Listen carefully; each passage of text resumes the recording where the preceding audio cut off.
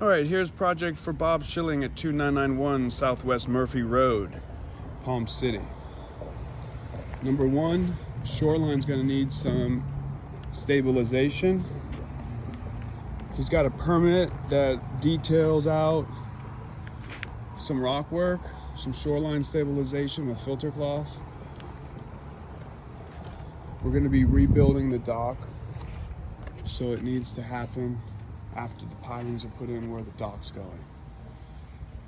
So the shoreline's got some vegetation, but his concern obviously is where the dock area is at this point, so we can get building that.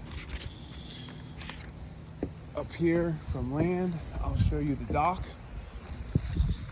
We're gonna be leaving the existing pilings and rebuilding it completely according to the plans. All this is coming out.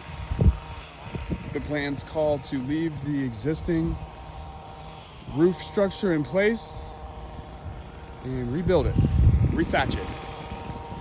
So we're in the planning and proposal phase at this point and need to get a plan together for